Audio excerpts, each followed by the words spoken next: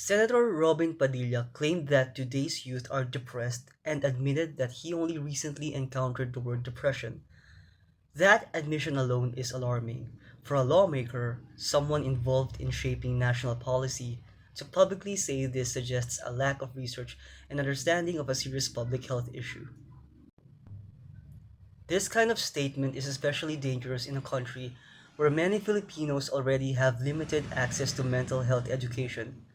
For people with low empathy or weak critical thinking skills, such remarks can reinforce the idea that depression is merely a new trend invented by younger generations. It feeds the misconception that mental illness is imaginary, exaggerated, or a product of modern convenience. Depression, however, is not new. Historical texts have long described melancholia, despair, and emotional suffering, even if they were not called by the same name. Modern psychology and institutions like the World Health Organization have simply given language and clinical frameworks to experiences that have always existed. Just because Padilla or people in his generation may not have experienced depression themselves or may not recognize it in others does not mean it doesn't exist. Some members of older generations deny or dismiss mental health issues to preserve an image of being tough, self reliant, and resilient. This denial often turns into a mockery of younger people, portraying them as weak or overly emotional.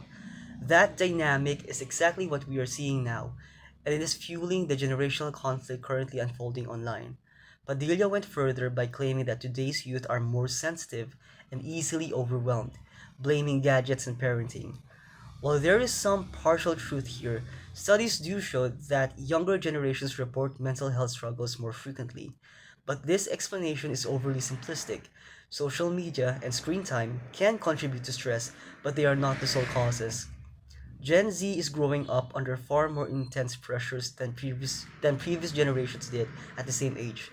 Economic instability, rising tuition fees, inflation, job insecurity, environmental anxiety, and the long-term effects of a global pandemic all compound their stress.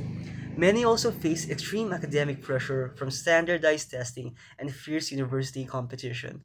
Surveys consistently show that a majority of Filipinos aged 18 to 34 report stress or anxiety related to school or work. In reality, many young people today are not fragile. They are juggling studies, multiple jobs, and family responsibilities just to survive. What truly sets this generation apart is awareness. Young people today have greater access to mental health education, advocacy campaigns, and online resources. This awareness sometimes leads to self diagnosis, which can be risky without professional guidance, but that does not invalidate their struggles. The real harm happens when older generations respond by dismissing them as weak, sensitive, or entitled instead of offering support. Mental health professionals emphasize that depression is a clinical condition influenced by biological, psychological, and social factors. Research also shows that suppressing emotions increase stress and long term mental health risks, while acknowledging feelings and seeking help improves coping and resilience. Awareness and openness are not weaknesses, they are signs of emotional intelligence. Higher rates of reported depression among Gen Z do not mean they are weaker. They more likely reflect reduced stigma and a greater willingness to talk about mental health, something previous generations often lacked. Organizations and mental health advocates in the Philippines have repeatedly pointed out that increased reporting is a positive development, not a failure. This is why many netizens strongly pushed back against Padilla's remarks. Online comments pointed out that labeling young people as weak for expressing distress only deepens stigma and discourages people from seeking help. Statements like being aware of your feelings and asking for help takes more courage than pretending everything is okay, highlight how younger generations are redefining resilience.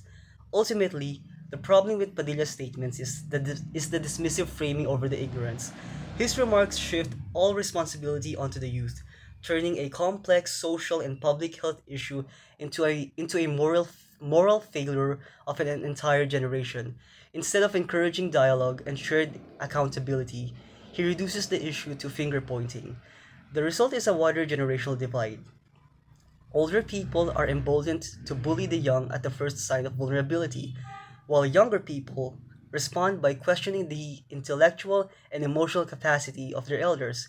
This does not lead to meaningful discourse, it only leads to hostility. In truth, today's youth may be more open about their struggles, but that openness is a new form of strength. Strength is no longer measured by silence and denial. It is measured by the ability to face reality, adapt to a more complex world, and seek support when needed.